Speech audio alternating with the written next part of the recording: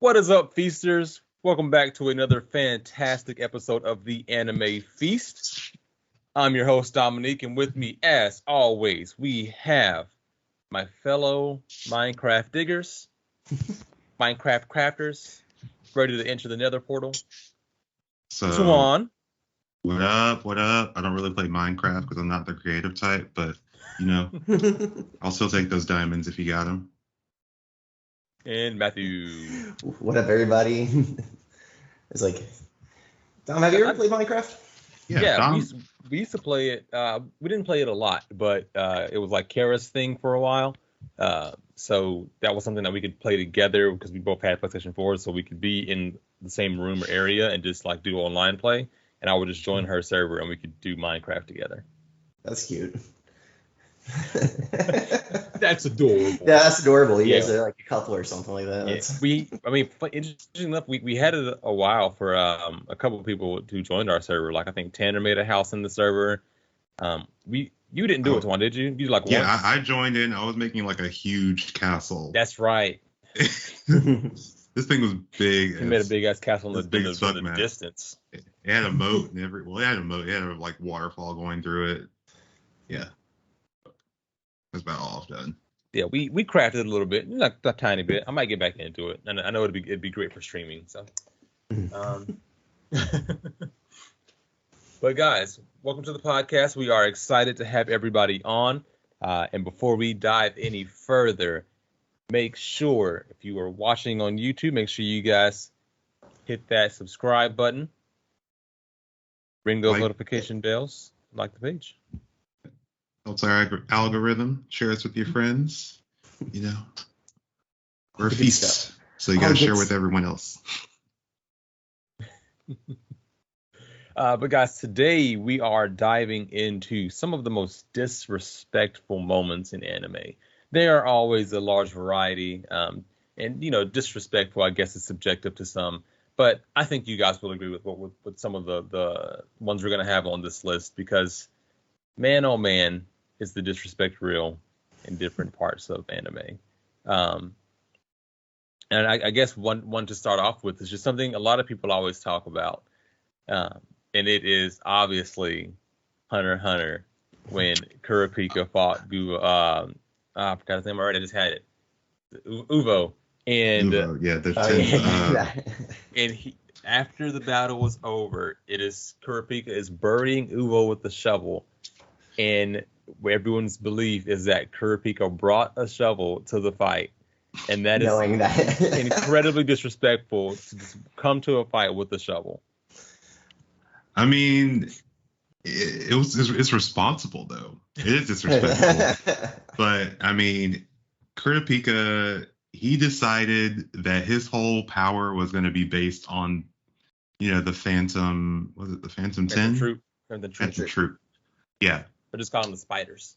Yeah, the spiders. But his power is solely based on them, grows off of his hate, and literally will kill him if he decides that he can't beat the spiders. So yeah, if he uses this as a technique against anybody who's not the spiders, that's what kills him. Mm-hmm. Yeah, and then it was nice for Kurapika to check it out because Uvo was the strongest of all the Phantom Troop, at least physically the strongest. Mm-hmm. I think he probably had the weakest power of everybody to get just because, super strength, cool. But even still, Uvo still put up a great fight. I mean, he broke Kurapika's arm, but just couldn't have enough. It's too bad he's a spider. That's funny. I saw a meme that was like, oh, Uvo talking to Kurapika, I'm going to kill him. And then it cuts to Uvo being buried. He did not kill him. He actually died. Now, my only thing is that Kurapika is a conjurer, so I'm unsure if he actually brought a shovel to the fight or if he just conjured the shovel after he beat Uvo. That's my only thing. I don't know. I feel like it also wouldn't be that hard to find a shovel. Like maybe he went out. He was in the middle of the desert, so yeah, so he could have left the body, went and got a shovel, and then came back. But also, he kind of shown too much respect in a way by burying him. He could have just left his body there, because as a hunter, you have a license to kill, so no one is going to question you just going out and killing this man. Yeah, but I guess still it's right to bury the body. Yeah. It's not necessarily a respectful thing, but it's like the thing to do with bodies. But hey, either way, Kurapika did that damn thing. He went out there, killed Uvo, and then he was like, "Go bitch ass in the grave." Also, that was such a good fight. Like, wasn't that right after the Greed Island arc? Oh no, that's way before. Mm-mm. This is York New City. Yeah. Was it? It was a second fight because they fought one time, but Uvo, I think, he got stunned pretty much. Yeah, the first time they fought, like he was captured the first time, and they took him to their base, and they were gonna like try to get information out of him or whatever, but they were dumb and didn't and like underestimated the troop and let the troop disguise themselves as like the mafia members that were gonna come pick him up or something like that, and it was actually the troop came in, killed some people, and took Ubo with them. Because I think because Uvo got the poison guy, he put some toxins on him, that's why he couldn't move. Yeah. And then when he was on his back, he just screamed and burst his eardrum so loud that he's kind of aneurysm. That was when he fought I forgot what they're called, but they were like the 13 Shadow ghosts Force. or shadows or whatever of the mafia gang members, and that was quickly dispelled by Uvo. He was like, for the porcupine guy, I'm just gonna like bash you, or no, I think he bit him for the scream to bust somebody's eardrum. Then the worm guy, he just like punched into the earth or like destroyed the earth or something like that. It was crazy. Like, you guys are weak sauce. Weak sauce, and that was. Gosh, that man was deadly, and Kurapika put him in the ground.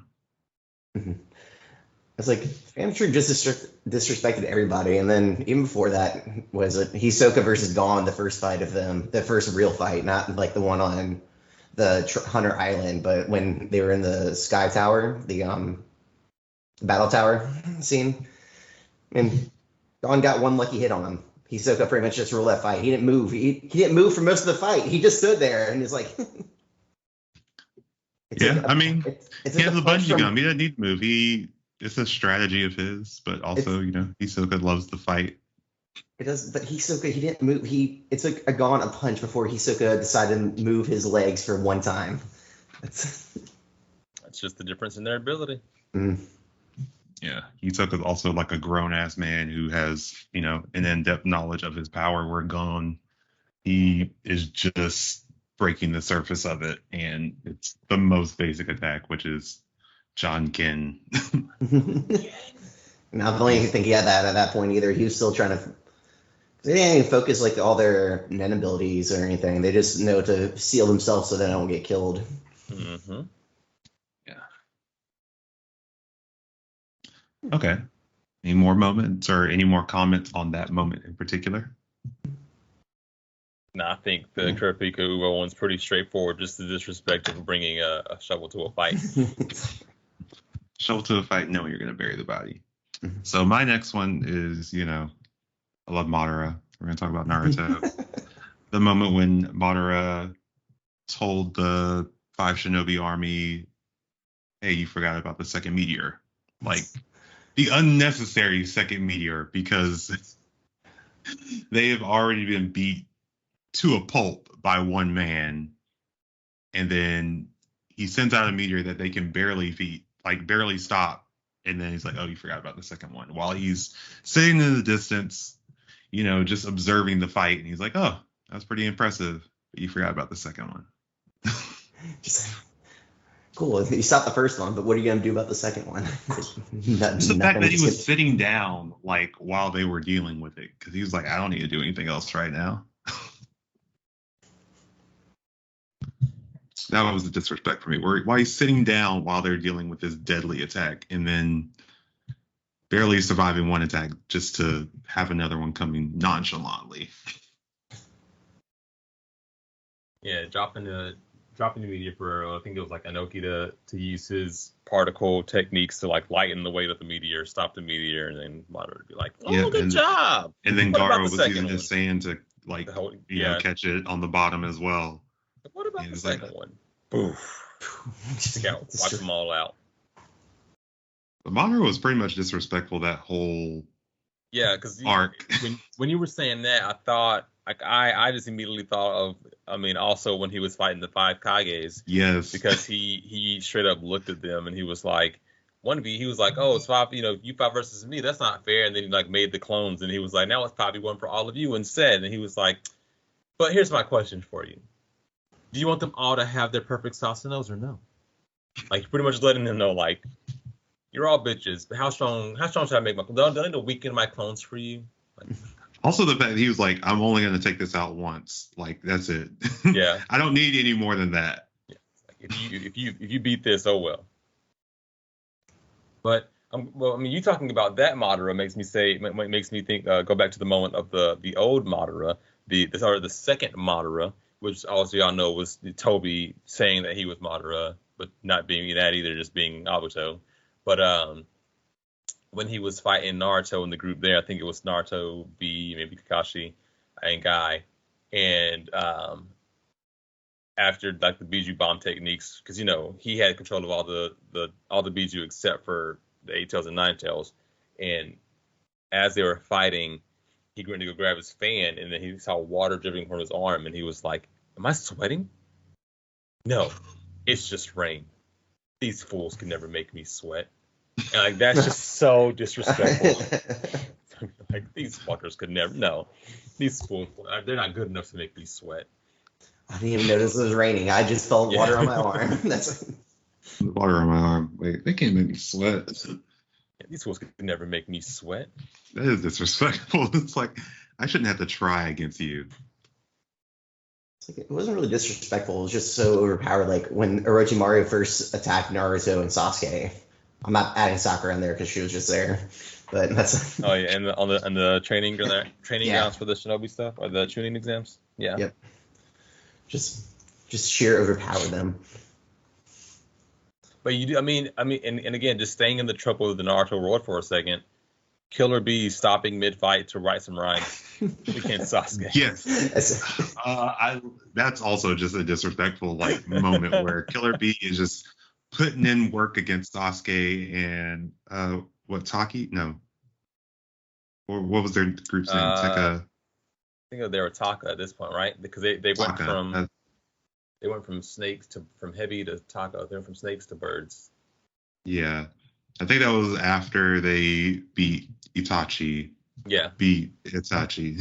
Yeah, it's when they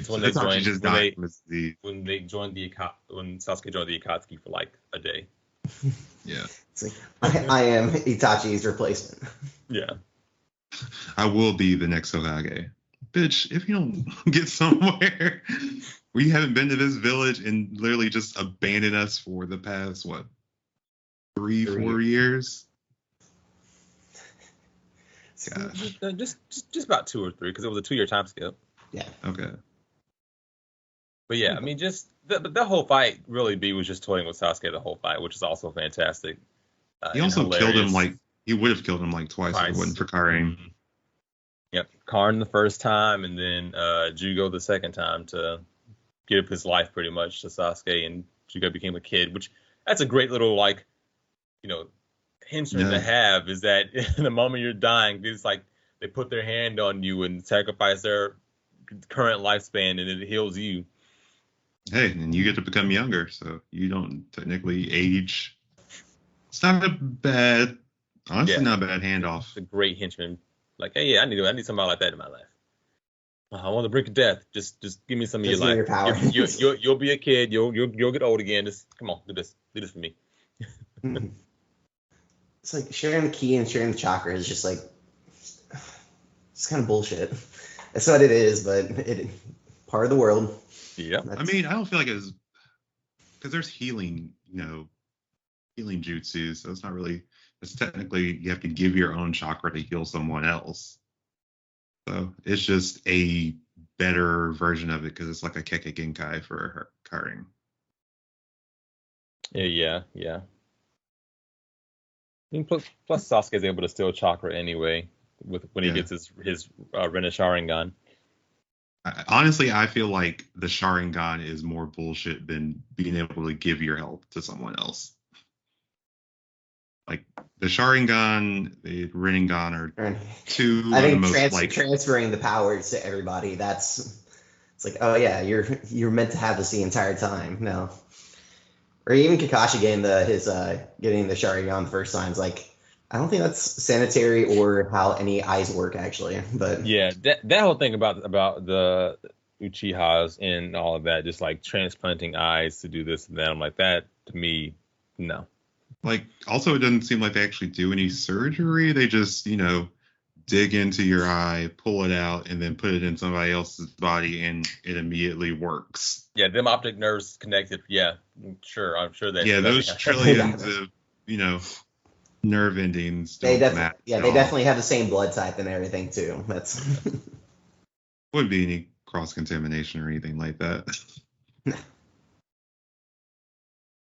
All right, Matt, you got a disrespectful moment? I do. Mine is one of the favorite because it's like I guess because of Dragon Ball Z abridged, but it's like when Vegeta fights off Android 18 for the first time and just gets whooped.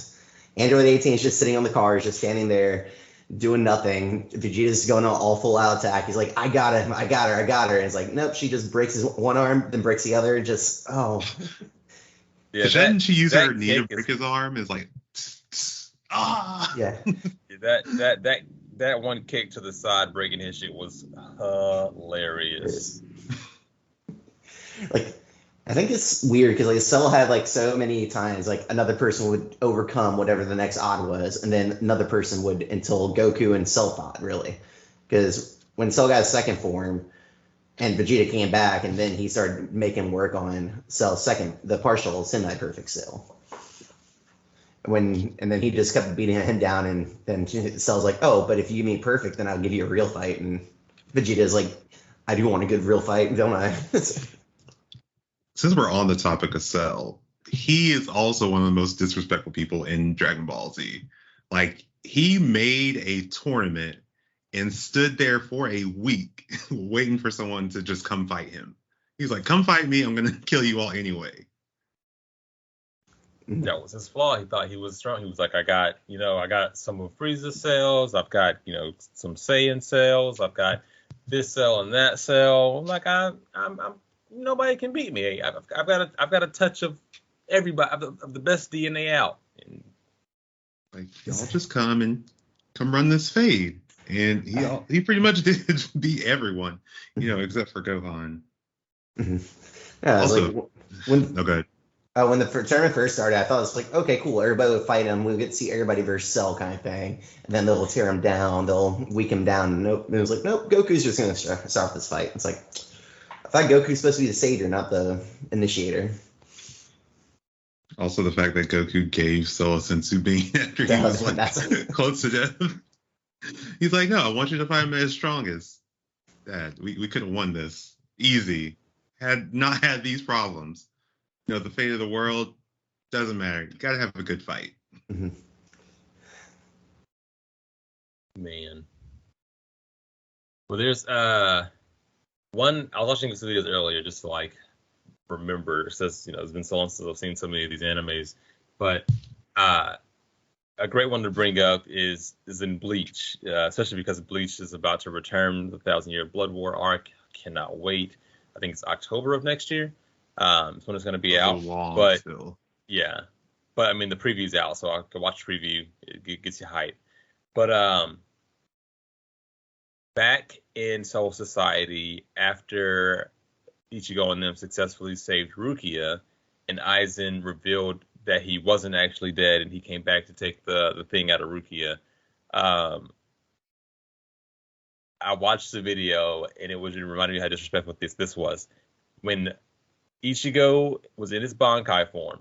He just got Bankai. He just beat Rukia's brother Byakuya with his Bankai, and he's been tearing through Soul Society like it's nothing, like beating captains left and right. He goes to attack the having returned Aizen. And as this is happening, Ichigo's theme song is playing. Like, his theme, like, you'd have to go back and find it to hear the music for it. But his theme song is playing as he's going in to attack Aizen. Wait, is it Aizen, that? I don't think. What? he goes into attack Aizen. Aizen stops the Bankai with one finger. Just one finger stops the blade. And the moment Aizen stops the attack, the theme song also cuts off. I stopped you so hard, I stopped your music. Like it's like cut all of it, and then like drops the finger down on the blade, and then like slices up Ichigo. And to me, I thought that was hilarious and disrespectful because it was kind of just like because of how much Ichigo was just like showing how strong he was and doing all this stuff. And Aizen's just like one finger stop, cut your theme music, like you ain't like you're not that guy, pal. And like that's what that moment was. Gosh, that was a good moment. Now we got the fantasticness of Aizen. Oh god, I can't wait to see everything animated for the 1,000-Year Blood War, guys. You made me want to go back and watch Bleach, but definitely do like a hard skip any filler episode. I'm probably gonna reread the whole arc for this before the anime comes out, so I can get excited again. See my boy Grimmjow. Also, that was when he came out of that portal after they just had some big fight and saw Ichigo and was like, "Hey, you want to fight? You look strong," and just worked him. That's another disrespectful moment. Yes, it was. He came out and he was like, boom, boom, boom. Grimmjow was beating the fuck out of Ichigo. And it was like, oh yeah, this is only 10% of my power too, because they were like. He let Ichigo. He also let Ichigo go Bankai and was still like giving him that work. And then he told him that he wasn't even. He was, and when he was made to stop, he was like, next time, like you won't make it, out of this, because I wasn't even in my released form. And Ichigo was like, your release form? And Grimmjow was like, yeah, bitch, and like, peace out. I was like, oh, Grimmjow, that's my guy. Yeah. Like, he wouldn't even, like, he didn't even, it was essentially saying he didn't even use, like, the special power of his Zanpakuto. Like, the release form just would have been, like, a Shiki, right? And then they have a Bankai form as well. Like, that for Grimmjow would have been him turning into, like, his Panther form. I think that is his quote unquote released form is what he was was going into that. Yeah, because he was like, was here, was beating you up, not barely using my sword, giving you these hands, but this isn't even my full power. Because again, Ichigo did do Bankai, so he was full powered. And yeah, Grimmjow was like, I wasn't even. This isn't even 15% of my power. Yeah, because I thought he was. Yeah, at the beginning of the fight, he like didn't even take his hands out of his pockets or something. Yeah, Grimmjow gave Ichigo the beatdown of a lifetime. It's like for also Bleach, when Zaraki, is that the correct way? Yeah, Zaraki Kenpachi? Yeah, yep. Zaraki, when he was first introduced, and when he reveals that his eye patch is just like, oh yeah, I'm just weakening myself for the enjoyment of the fight. That's yeah, because I got these bells on my head and this eye patch on my eye. Trying to give all the advantage to my opponent just so I can help lose. It's like, no, that's... I'm too powerful without it. Also, the fact that Kenpachi, like, for the majority of the show, just cannot even use his Zanpakuto other than just to slash. And that's why it's, like, just fucked up all the time. Yep. It has no name. He doesn't even know anything about his Zanpakuto. Nothing. It's just got a sword that he's just fucking people up with. Yeah. Isn't the sword like rusted too? Like it's not as sharp as it should be. Well, it's not sharp because he just hacks at stuff and he doesn't take care of it at all. Yeah. So it's just rigid as all get out. Yeah, like it's like you think Inosuke's blades are bad, like. I love Inosuke after when he got the swords back, he started chewing on them right away. That is also disrespectful because he was like, you got that sword, and it was just like way outside to hit it on a rock. I don't need these straight blades. It's like, they don't look as cool. Got so pissed. Gosh, that was funny.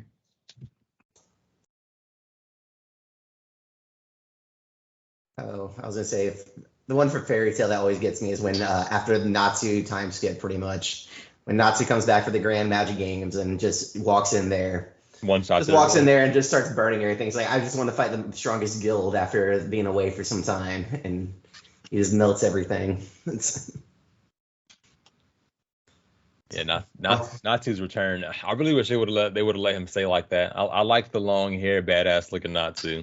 Yeah, I did too.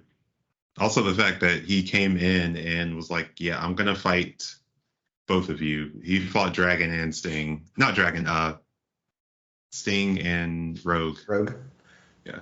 Different fight, but Yeah, different fight. Yeah, that was the first different, match. Yeah, Game. but I'm saying, like, different tournament. But yes, when he did do that, because it was Grimjow and not Grimjow, Gajil and Natsu versus Sting and Rogue, and and he pushed Nigel down the line. They were And it was like, Gajil and Natsu were actually seemingly losing the fight to Sting and Rogue, and then when they fell down, Natsu pushed Gajil in the mine cart and pushed him down into the mines, and then Natsu was like, "And now I'm going to actually win this fight."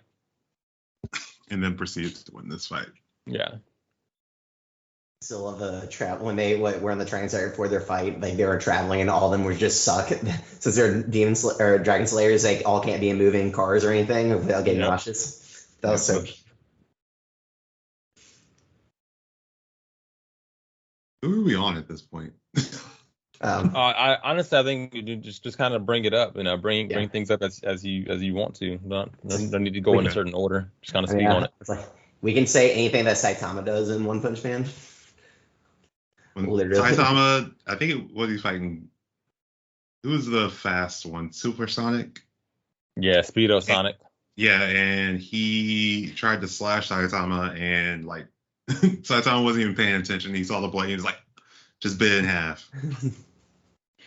Or the lovely punch to the nuts. Oh yeah, like he wasn't even punching him. He just had his hand there. Yeah.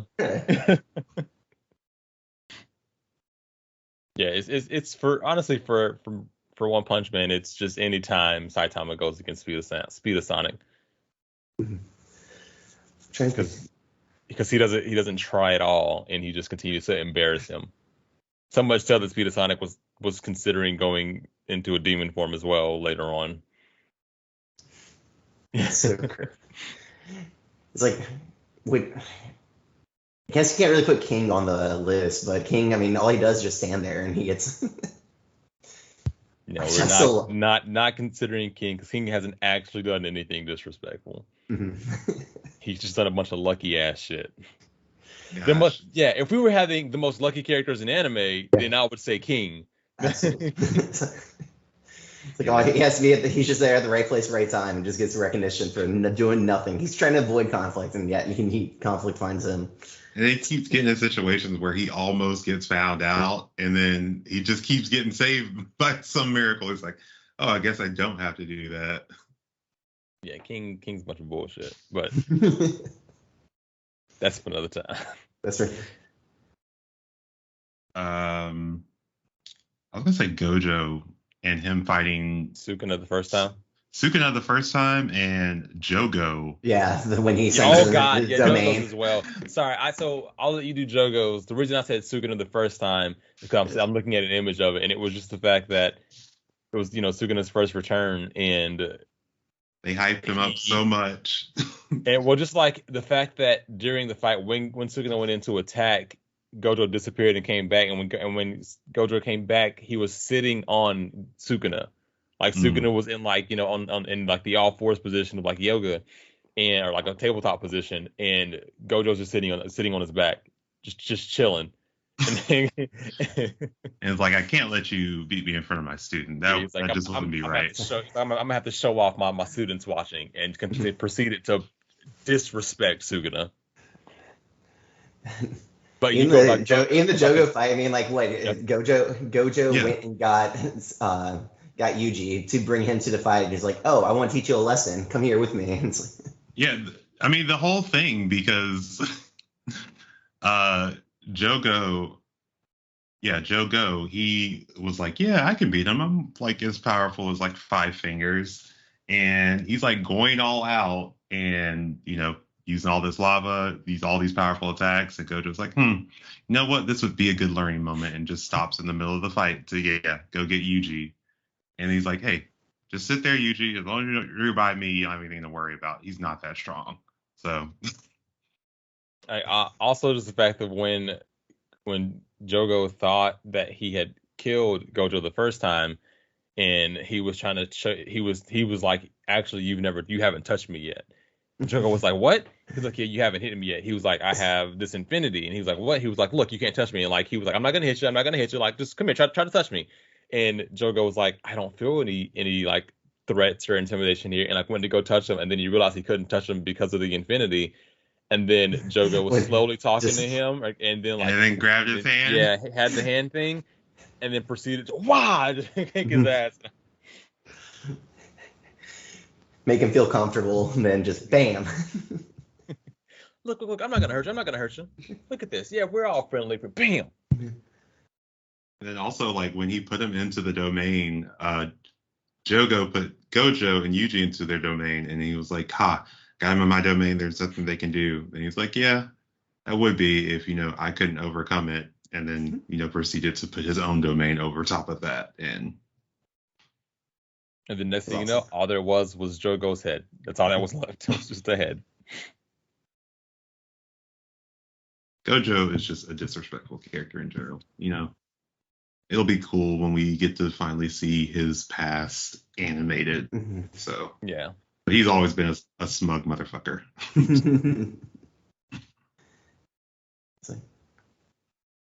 Because do they say where they're going to end on the season 2? Where they going to end right before the Shibuya incident?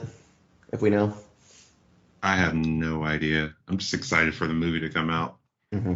Chapter 0. Chapter 0. I'm thinking back to Naruto though, when Sasuke used Naruto's hand to figure out, like, to finish his hand seal. I felt like that was pretty disrespectful. Yeah. Oh, yeah. During their final fight. It's like, you can't use their hand seals if you only have one hand, which is such an arbitrary fucking rule, because how many times have we seen anyone use jutsus without using hand seals at all throughout, like, the whole series? So, I mean, it was just because watching it, I think this past summer with Michael and Sarah, they watched the first episodes and they just talked about, like, oh, you have to practice your hand signals because that's how you summon better techniques. This is a more complicated hand symbol, the more power you can put out. But then like you said, like just 2 arcs later, they're like, oh yeah, we don't really need these hand signals anymore. You just got to sign these contracts and you'll get power.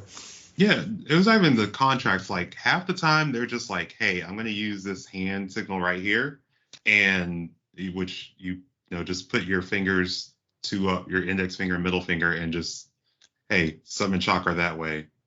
And other than, I feel like when they got back to the Shinobi War, it didn't really matter to use hand sealed other than that. But that was my only, frustration with it. But definitely thought it was disrespectful to use your opponent's hand to finish off your seal so you could use a jutsu. Absolutely. He did that. He was stealing Naruto's chakra during the fight. Like, anytime Naruto thought he was doing something, like, nope, actually, I'm just absorbing your chakra from you. Thank you. Give me that. Thank you. Come again. That's right. I know, and then I know we talked about, I started this off talking about Ichigo and Aizen, but then at the end of their fight, at the final Aizen fight, you did have the disrespectful moment of Ichigo, like, because they were on the earth in that town, and Aizen, was kicking everybody's ass, and Ichigo finally shows up after hiding in that in between with his dad to train, and when he shows up, he's in front of Aizen. He talks about, like, wanting to go elsewhere, and Aizen's, like, speaking in mid sentence. Ichigo's palm is on Aizen's face, and you can see the shock in Aizen's face being like, "What the fuck?"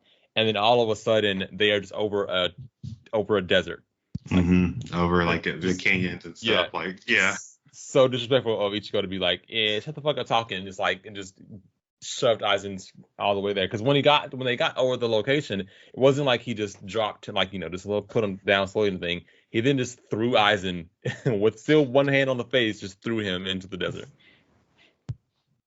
Gosh, and then they did their sword attacks. He's like, see, my sword swings are so powerful that, I destroy mountains in the surrounding area. And Ichigo knew that was his attack and just didn't tell him and let Aizen believe that. Yeah. Not to the very end, he was like, "Those were actually my sword swings, dumbass." And I was like, oh, "I'm the powerful one here." Until my plot armor. It would. I mean, it is kind of plot armor. Anytime Ichigo would like power up, like, oh, it's supposed to take 10 years to unlock a Bankai. 3 Eh, days. I give you 3 days. Reasonable. But his potential's so high. I mean, Ichigo beating Zaraki Kenpachi is the biggest bullshit to ever happen in Bleach. Like Ichigo beating Zenpai, like, yeah, that's like Luffy beating Crocodile. Shouldn't have happened. Shouldn't have happened. And that was before his Bankai. Mm-hmm. Was it? Yep. He didn't have a Bankai. Should not have happened. He actually beat, like, Zaraki pretty much had Ichigo beat. He broke his sword and everything. And then all of a sudden, like, because his sword, when he was first attacking Kenpachi, his sword could hit Kenpachi and it would deal no damage at all. And then slowly, somehow, he was starting to be able to cut. Like, he was pretty much dying. Like, Ichigo was dead. And then in his inner world, somehow got a power up, and his sword came back from being broken to being a full, completely healed sword with stronger Ryatsu, and then was able to cut Zaraki. And I was like, this is already horseshit. And then beat Zaraki. And I was like, nah, fam. Especially as, the series goes on and we actually see how fucking strong Zaraki is. Mm-hmm. But the last one I can think of, and you guys definitely just continue to speak about other moments you remember in anime. But one we talked about before we really began, being the Meliodas Fraudulent fight. Like, that was so badass, because it was like Meliodas' first time really showing his demon form, and like with the dark tattoo on his face or whatever. And as he was beating up Fraudulent, it was like he was using it as a punching bag, essentially. And the moment that he was, Fraudulent was killed over with all the holes in his body that Meliodas had done to him, he like walked up and just gently patted his face, gave him a couple of love taps on the face. He was like, "Don't worry." Smacked the absolute shit out of the biggest bitch slap I've ever seen in anime. It was crazy because he just tapped his face first, and he's like, "Oh, it's okay," and then sent him flying. One of those there, little one. But then, like, not only that, because then, like, you have the whole after that happened, and Fraudulent was like doing a few more things, because he had taken over that Magic Knight's body, but was actually raising the son as if he was the actual dad. When the son came back, Fraudulent was like, I'm no longer gonna kill anybody, like Meliodas, I want to die, kill me. And Meliodas didn't hesitate. There was no hesitation at all. He smirked. He had the biggest smirk on his face, and then hit him with the hardest uppercut that took away the entire upper half of Fraudulent's body. Hey, I'm gonna give you your wish. He was like, "Shit, say less." Say less. I don't know if have you watched Kuroko no Basuke, Matt? It's been a while. It's been years. Yeah, but I would say a disrespectful moment is when there's just a couple, but it's all with Akashi when he's in his like dual form. But the first is when he pulls those scissors to Taiga's neck when Taiga refuses to leave when he's just having a Generations meeting. And he was like, "Yeah, I told you to leave. This is Generations only.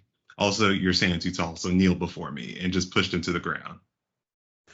But also when he did that in the middle of a match and he was like, "Yeah, you're standing too tall," crossed him up and then had him on his knees. Like, really, dude?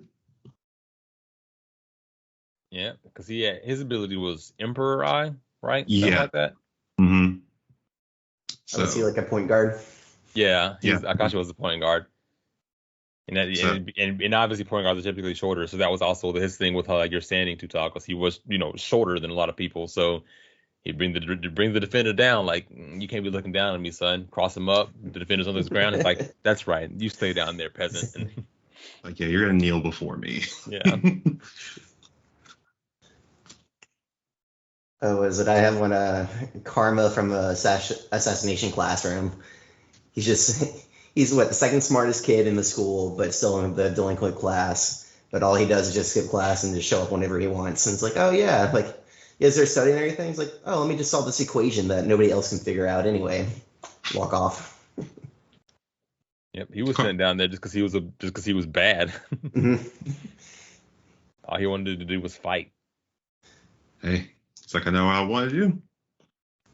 Talk shit, get hit, but you could back it up. So, also another disrespectful but hilarious moment was from Tokyo Revengers when they were having that fight club and Draken and Mikey were walking in and everyone was bowing and the dude was like, "Yeah, hey." He like did like a little 15-degree bow and then Draken just like kicks him in the stomach. He's like, "You thought that was low enough? Get on your hands Draken. and knees." Yeah, I love Draken. He's a great one. I gotta catch up. I haven't read the manga in a few weeks. I gotta get back to it. I think I'm a few weeks behind as well. Mhm. They were still having that big fight the last time I was reading though. Yeah. Without saying too much. Yeah, because I'm a solid like 30 chapters, 40 chapters behind y'all. You're not far. Yeah. We'll be there day and a half. Foot and a half. Sorry. So the only funny part of that movie 43? Yeah, movie 43. Yeah. I can't remember the guy's name. How big is your dick? It's about a foot. Foot and a half. Foot and a half. How big is your dick? You can dribble up the court with your dick. I don't know, coach. Foot and a half.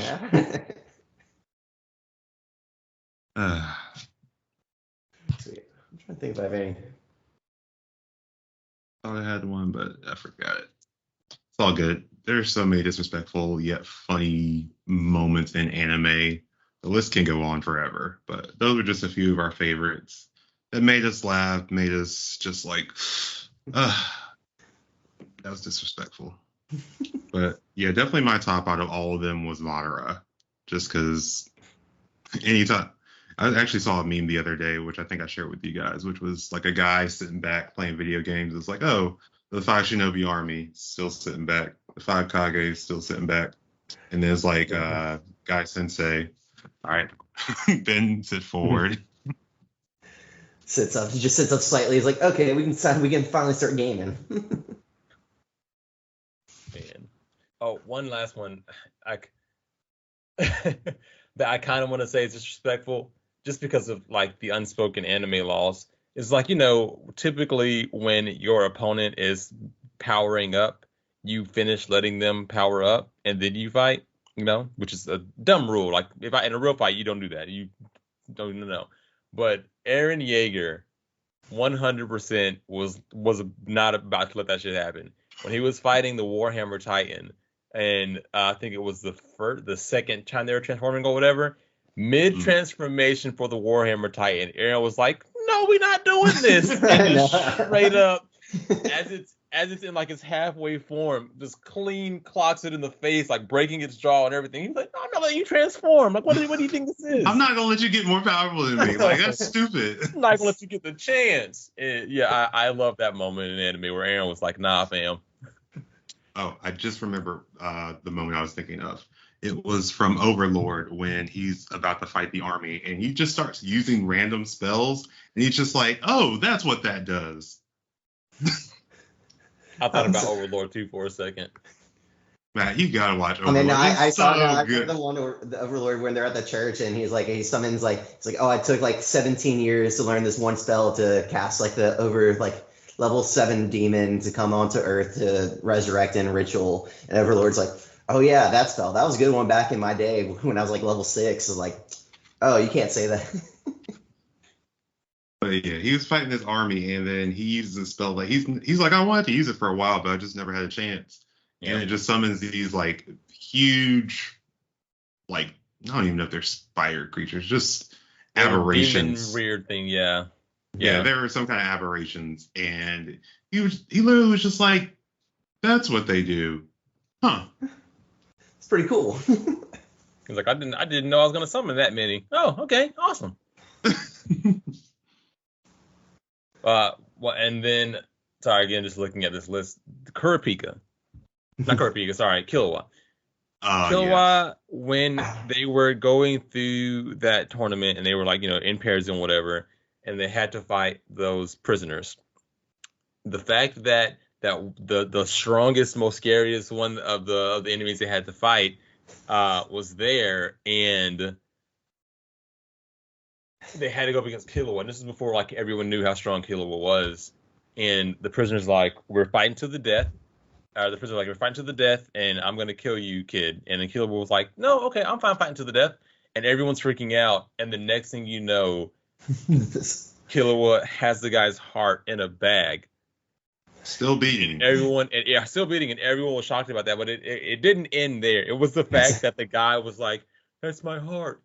Give me my heart back," and like fell because he died, but fell with his hand out. And Killua was like, "Okay, here's your heart back," and like put it in his hand. Like, here you go. Here's your heart, and like it's to the dead man, and walked off. Late Oriole was just in there. He's like, he's just shocked. He's like, "You're not allowed to do that." Like, and Gon's like, "Oh, good fight, Killua. Good job. We won. We get to." Gon is so like oblivious. I feel like to some of the things that happen. Well, he's just like, yeah, he's like, "Oh, that's fine. He killed him." Yeah, because he was like the only one that kind of knew a bit more about Killua. But then again, at the same time, like really none of them knew that he was, part of an assassin family and, was tortured his whole life and could take a man's heart out. And even Killua was like, that's kind of messy. My dad would have done it with no blood. And I was like, The whole Zoldyck family is pretty badass. Mm-hmm. Not really disrespectful, but one of the funny moments in that was when his Killua's brother and Hisoka are like planning this attack to capture Killua, and Hisoka's like, you know what? I should probably kill Killua. And he's just like riling him up. He's what's his name? Illumi. Yeah, and Hisoka's like, I was just kidding. Relax. Yeah. And he did it to like help Gon and Killua and them. Because when doing that made Illumi's like bloodlust spark immediately, because he was like, no, I'll kill you before you can touch my brother. And that bloodlust, that sudden spark of bloodlust was picked up on by Gon and them, and they were like, okay, they're out there, goodbye, and like ran off. Like, you did it on purpose. Yeah. I think that was pretty obvious. So, yeah. But there are so many fantastic disrespectful moments in anime. And I can't wait to see like just even more that come out as more and more animes are being made and released. And go ahead. Oh, sorry, forgot one that was just great. Kizaru, like him fighting the generations. Oh, have you ever been hit by a light speed kick? Yeah. And then proceeds to kick him at the speed of light. Like every single one of them were just disrespected. And even when he wanted to kill Zoro, and he was standing above Zoro, at first it was going to hit him, and Robin stopped it by grabbing Zoro and like trying to roll him away. Kizaru just teleported over to light speed over to Zoro, stomped on Zoro. And so at this point, Kizaru's full body weight is on Zoro because he has one leg standing on Zoro to stop him from being moved anymore by Robin, while the other leg is in the air powering up like one of the light beam kicks. Like that was truly just be standing on a man and be like, I'm going to kill you. I'm going to stand on you, but I'll do it. Kizaru, grade A asshole right there. Oh, Ben Beckman.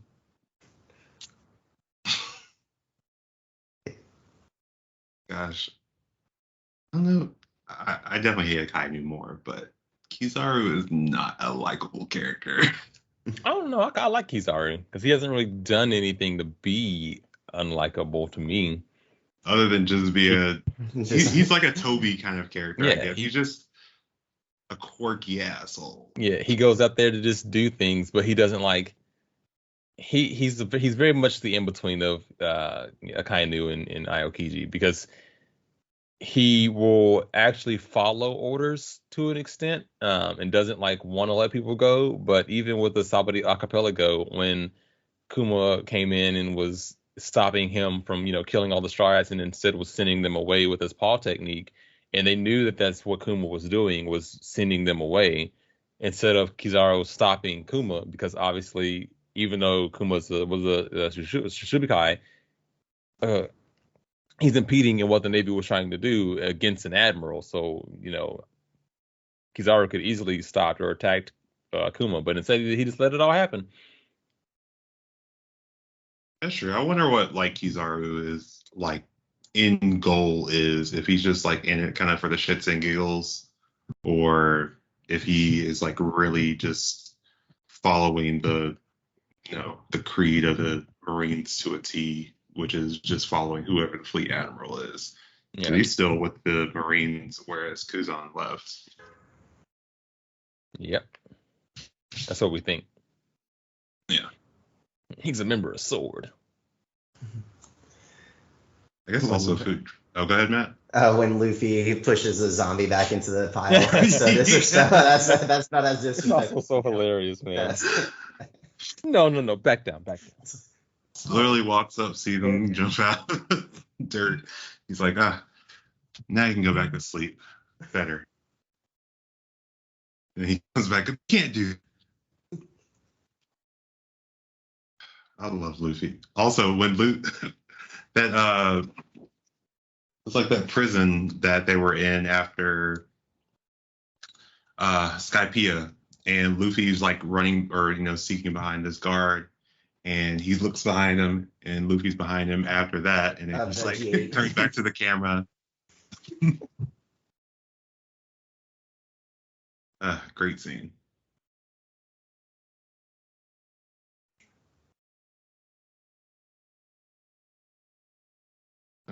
You good, Matt? Yeah, I'm good. Yeah, no, I just remember that part. Like, that's so disrespectful. Just they're there. All right. I didn't know if you had anything else you wanted to speak on, because I know you didn't have too many, but maybe we were stealing some of yours. So that's pretty much all. I mean, that's pretty much all the list I had. Pretty much. I mean, Escanor. We can always talk about Escanor too. Just whenever he with the Lion Sin of Pride, when it reached high noon, he just looks down on everybody and.